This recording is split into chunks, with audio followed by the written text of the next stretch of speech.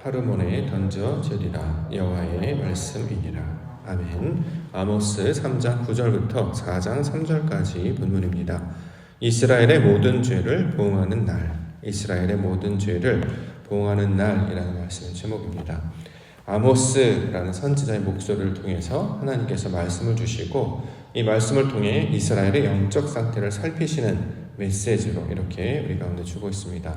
자, 하나님께서 말씀을 주셔서 우리의 생각, 우리의 신앙의 상태, 우리의 내면 안에 들어가 있는 영적인 상태를 살피시고 측정하시는 일, 이것을 오늘 본문에서는 보응하다라는 말로 설명하고 있습니다.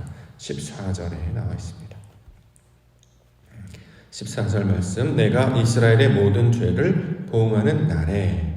자, 이스라엘의 모든 죄를 보응하는 날에. 자, 보응하다. 우리가 알고 있는 보응하다의 개념은 갚아주다, 보복하다의 의미이죠. 자, 그런데 여기서 사용한 보응하다라는 단어는 히브리어 원어를 살펴보시면 세다, 계수하다, 돌보다, 방문하다라는 뜻을 가지고 있는 단어를 사용하고 있습니다.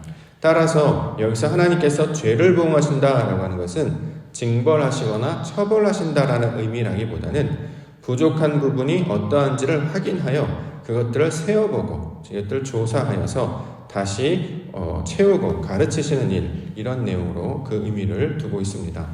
마치 성벽을 돌아봤는데 그 성벽이 무너져 있었습니다. 온전히 중수되어 있지 못합니다. 자, 그것이 어떠한가 세어서 확인하여서 다시 그것에 필요한 것들을 공급하여 채우는 일, 완성시키는 일, 이것을 보응하다라는 의미로 사용할 수 있을 것이고, 어떤 사람이 아프고 연약한 상태에 있다면 그의 내용이 어떤지를 확인하여서 거기에 맞게 돌보고 치료하여 온전하게 하시는 일, 이것을 보응하는다의 의미로 우리 가운데 이해할 수 있을 것입니다. 자, 왜 이 보응하다라는 말을 주고 계시냐면 현재 이스라엘이 죄악의 상태 가운데 놓여져 있기 때문이죠. 이스라엘의 죄라고 하는 것은 하나님의 뜻을 온전히 깨닫지 못하는 상태에 이르는 것입니다. 죄, 빗나가다, 모자르다, 이런 뜻이죠. 하나님의 뜻이 무엇인지를 정확하게 구별하여서 그것을 깨닫지 못하거나 빗나간 상태가 되었기 때문에 그것을 조정하여서 길을 인도하시고 걸음을 맞춰주시고 그 뜻 가운데 하나님의 뜻이 무엇인지를 가르쳐 주심으로 온전케 하시는 것이 바로 하나님의 구원의 내용입니다. 마치 아들을 돌보는 아버지와 같은 모양으로 우리를 돌보시는 분이 여호와 하나님이심을 성경에서 이야기하고 있습니다. 길을 잃은 양이 있다면 그 길을 잃은 양을 다시 찾기 위해 자신의 모든 것들을 내어주시기까지 사랑하시는 분, 바로 이것이 여호와 하나님의 모습입니다. 따라서 우리가 선지서를 읽거나 예언서를 읽을 때 심판의 메시지가 나오면 그것은 징벌이 목적이 아님을 늘 기억해야 한다라는 거죠. 하나님께서 우리에게 예배를 주시고 말씀을 듣게 하셔서 하나님의 뜻을 깨닫게 하실 때 가장 먼저 나타나는 반응이 어찌할꼬 라는 반응이다라는 거죠. 생각이 부딪혀요. 생각이 도전을 받습니다. 내가 옳다고 믿었는데, 내가 괜찮다고 생각했는데, 내가 잘하고 있다고 하는데 말씀을 들을 때마다 그 부족한 부분이 무엇인지를 깨닫게 하시고 내 생각에 말씀으로 부딪히셔서 내 생각에 여러 가지 것들로 내용을 흔드셔서 하나님의 마음 가운데 찔리게 하십니다. 자, 이렇게 되면 마음이 불편하게 되죠. 그런데 이렇게 불편함을 갖게 하는 것, 우리의 마음이 흔들리는 것, 우리의 생각들이 요동치는 것, 이 모든 일은 하나님의 역사 가운데 있는데 그 이유는 온전케 하시려고 하는 하나님의 의도가 담겨져 있음을 우리는 늘 기억해야 할 것입니다. 예배 가운데 나아갈 때, 또 신앙생활을 할 때 이런 변화가 나타나지 않는다면 계속 제자리에 머무르게 된다는 거죠. 여전히 자신의 소견에 옳은 대로, 자신이 옳다고 믿는 대로 살기 때문에 변화되지 못하거나 다시 말해 육신의 뜻으로 살아가는 경향, 본성을 가진 것이 바로 사람들입니다. 이런 사람들을 그냥 내버려 두지 않으시고 찾아오셔서 늘 돌보시고 가르치시는 일을 하시는 분, 오직 여호와 하나님이심을 성경에 증거하고 있습니다. 그러므로 우리가 예배를 나아갈 때마다, 기도로 나아갈 때마다 하나님께서 주시는 말씀을 하나님의 사랑의 증거, 은혜의 증거로 삼고 그 말씀 가운데 인도하시는 하나님의 뜻을 깨달아 우리의 마음을, 우리의 영적인 것들을 온전케 하는 은혜를 우리가 받고 누려야 할 것입니다. 말씀을 주실 때 왜 주시느냐? 우리를 고치시려고 하는 것이구나. 우리를 구원하시려고 하는 것이구나. 우리를 살리시려고 하나님께서 이런 말씀을 주시는구나 라고 생각하면서 그 말씀 가운데 비춰 측정하여서 우리의 부족함을 깨닫고 하나님의 온전하심을 받아 영광을 누리며 살아가시는 우리 믿음의 성도님들과 교회가 되기를 원합니다. 오늘 본문의 메시지도 같은 것이죠. 하나님께서 말씀을 주십니다. 말씀을 주셔서 아버지의 뜻을 이루어 가시겠다라고 말씀하고 있어요. 이것이 왜 그러냐면 온전케 하시려는 하나님의 의도가 담겨져 있는 것입니다. 대표적으로 나타난 모양이 제단과 지붕을 파괴하겠다 이런 이야기 주시고 있는데요. 14절 하반절과 15절 말씀 다시 한번 보겠습니다. 14절 하반절 베델의 제단들을 벌하여 그 제단의 뿔들을 꺾어 땅에 떨어뜨리고 겨울궁과 여름궁을 치리니 상하궁들이 파괴되며 큰 궁들이 무너지리라. 여호와의 말씀이니라. 자, 하나님께서 우리를 말씀으로 측정하십니다. 성령으로 조명하셔서 하나님의 뜻이 무엇인지를 알게 하신다는 거죠. 그렇게 하는 것 중에 가장 궁극적인 뜻은 무엇이냐면 우리가 스스로 세워진 제단, 우리가 스스로 감당하고 있는 우리의 신앙들을 바로 꺾어버리시고 땅에 떨어뜨려 버리시고 하나님의 것들로 바꿔내신다. 자, 이것을 가장 큰 목적으로 하고 있습니다. 이스라엘의 가장 큰 문제가 무엇이냐면 하나님의 법을 어긴 것이었습니다. 율법을 따라 말씀을 따라 산 것이 아니었죠. 그래서 예루살렘 성에 성전이 있었음에도 불구하고 그들은 베델과 단에 각각 우상을 섬길 수 있는 제단을 세우게 했습니다.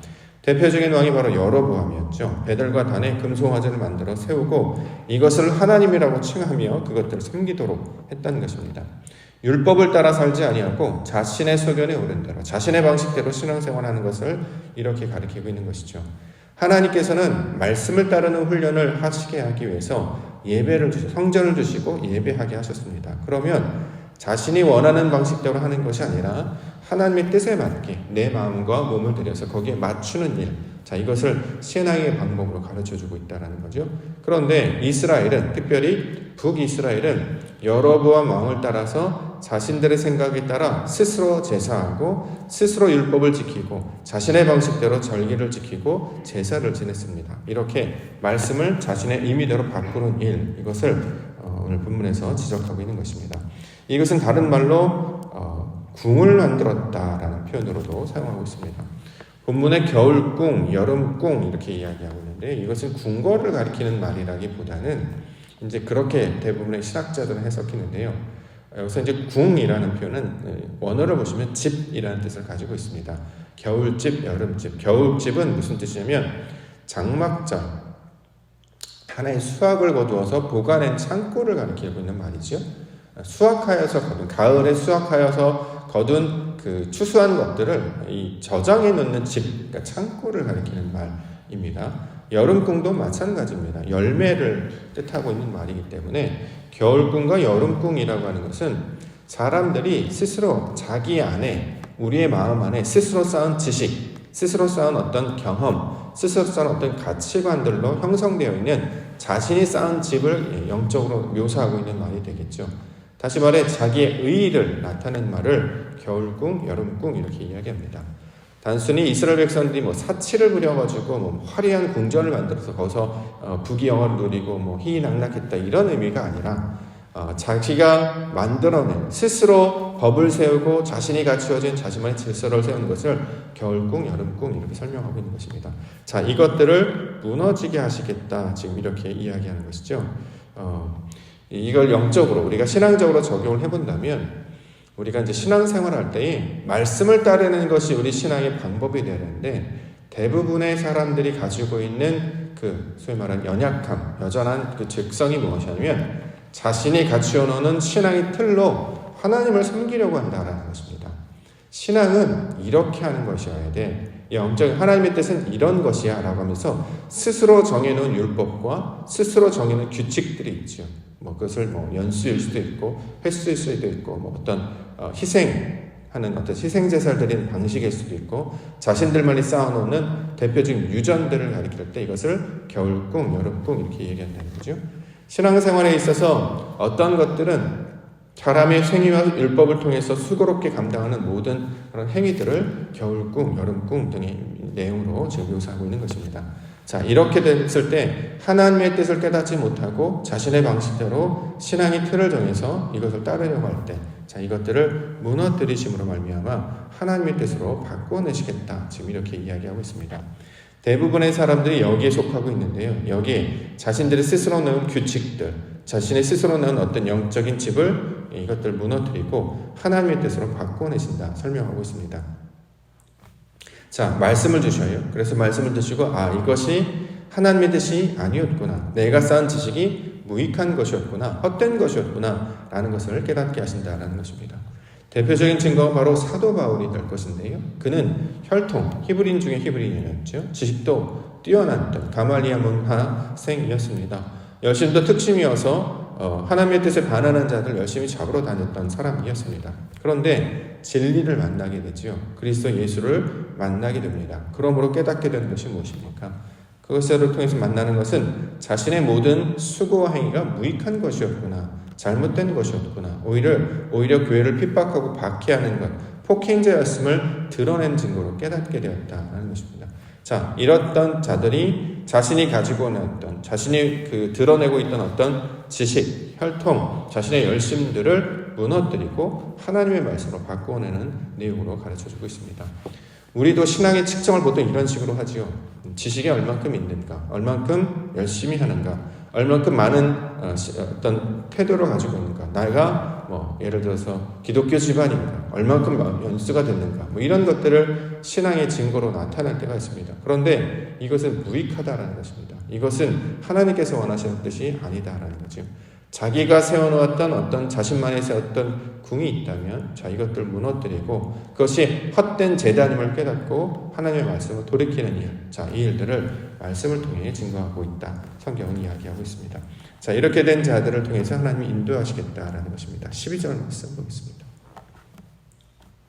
여호와께서 이와 같이 말씀하시되 목자가 사자 입에서 양의 두 다리나 귀 조각을 건져낸과 같이 사마리아에서 침상 모서리에나 걸상의 방석에 앉은 이스라엘 자손도 건져냄을 입으리라. 자, 쉽게 얘기해서 높은 자는 낮아지게 될 것이고요, 낮아진 자는 높아지게 될 것입니다.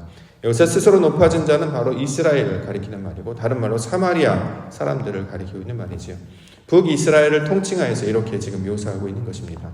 자신의 뜻에, 자신의 소견에, 자신의 방식으로 신앙을 쌓았던 자들은 낮아지게 될 것인데, 그 가운데서 하나님의 말씀을 인도함을 받아서 이렇게 모서리, 방석 끝에 앉은 자, 다시 말해 낮아진 자가 되는 자들은 마침내 건져냄을 입게 될 것이다. 이렇게 이야기합니다. 앞에 보면 이제 궁궐에 관한 이야기 이렇게 쭉 하고 있는데요. 자신의 뜻이 높아져서 마치 모두가 다 머리가 되어서 사는 자들이 있다면 그들이 말씀의 인도하심을 받아 모두가 다 낮아지게 될 것입니다. 그 낮아짐의 말씀을 따르는 자들은 건져냄, 하나님의 구원을 얻게 될 것이지만 말씀을 받지 아니하고 여전히 그 자리에 머물러 있다면 그 사람들은 말씀 가운데 무너지게 될 것이다. 이렇게 이야기합니다. 신앙이라고 하는 것은 하나님께서 말씀을 주셔서 끊임없이 날마다 자신을 낮추는 길로 인도함을 받는 것이다 라고 말할 수 있을 것입니다. 높아졌던 마음, 자신의 경험을 의지했던 마음, 스스로 쌓았던 집 가운데서 스스로 머리가 들었던 그 자리에서 내려와서 하나님의 말씀 앞에 겸손하게 낮아지는 모습이 될 것이죠. 그래서 계속해서 가난해지게 하시고 낮아지게 하십니다. 내가 가진 것들을 다 내려놓게 하십니다. 내가 쌓았던 지식이나 내가 쌓았던 경험이나 내가 쌓았던 연륜, 이 모든 것들이 나의 신앙을 지켜줄 수 없음을 깨닫게 되는 모든 상태, 그래서 궁극적으로 가난한 상태가 되게 하시는 일이 바로 하나님께서 하시는 일이죠. 예수님께서 이 땅 가운데 오셔서 말씀을 해석해 주시고 기존의 생각들을 가지고 있던 자에게 그 부딪히는 돌, 거치는 돌이 되게 하셨다는 것은 그 돌에 맞아서 죽게 하시는 것이죠. 다시 말해 우리가 가지고 있는 지식이 가늠한 것이었음을, 음란한 것이었음을 드러내면서 하나님의 뜻을 알게 하는 것들로 우리를 깨닫게 해주십니다. 그러므로 말씀의 연수가 깊어지면 깊어질수록 더 겸손한 자가 되고 하나님의 은혜만을 바라는 자가 되게 하시는 일, 이것이 바로 그 긍휼과 사랑을 베푸셔서 그 모든 죄의 상태 가운데 우리를 살피셔서 온전하게 하시는 하나님의 사역이 되고 있습니다. 그래서 남은 자들에 관한 이야기하고 있는데요. 4장 2절에 설명하고 있습니다. 주 여호와께서 자기의 거룩함을 두고 맹세하시되 때가 너에게 이를지라 사람이 갈고리로 너희를 끌어가며 낚시로 너희의 남은 자들도 그러하리라. 자, 스스로 움직이지 못하는 상태가 되었을 때 하나님께서 보내신 자를 통해서 인도함을 받는 일, 다시 말해 자신의 뜻대로 사는 것이 아니라 하나님의 인도하심을 따라 사는 자의 모습을 이렇게 설명하고 있는 것입니다. 이전에는 스스로 머리가 되었죠. 스스로 왕이 되어서 내가 판단하고 내가 결정하고 내가 측정합니다. 자, 그런 인생에서 다른 사람이 인도함을 받아 사는 인생으로 바뀌는 일, 자, 이것을 구원의 일로 설명하고 있는 것이죠. 자, 신약에 나타나는 베드로도 부활하신 예수 그리스도를 만나고 났을 때 그 말씀을 받은 적이 있었습니다. 요한복음 21장 18절 내가 진실로 진실로 내게 이르노니 내가 젊어서는 스스로 띠띠고 원하는 곳으로 다녔거니와 늙어서는 내 팔을 벌리리니 남이 내게 띠띠우고 원하지 아니하는 곳으로 데려가리라. 말씀을 따라 사는 인생, 하나님의 성령의 인도함을 따라 사는 인생, 진리의 말씀을 따라 인도함을 받는 인생으로 바꾸시는 일을 성경에서는 온전하게 하는 일, 구원의 일로 설명하고 있습니다. 그러므로 스스로 세웠던, 자기가 지었던 모든 성, 그 본성에서 벗어나서 하나님이 말씀하시는 그 새 예루살렘 성을 덧입는 것, 자신이 가지고 있는 지식과 경험의 옷을 벗어버리고 그리스도의 옷으로 덧입는 것, 이것을 구원의 내용, 그것을 갚아주시는 하나님의 내용으로 지금 설명하고 있는 것입니다. 우리의 영적인 것이 바로 이러한 것들이 되어야 할 것입니다.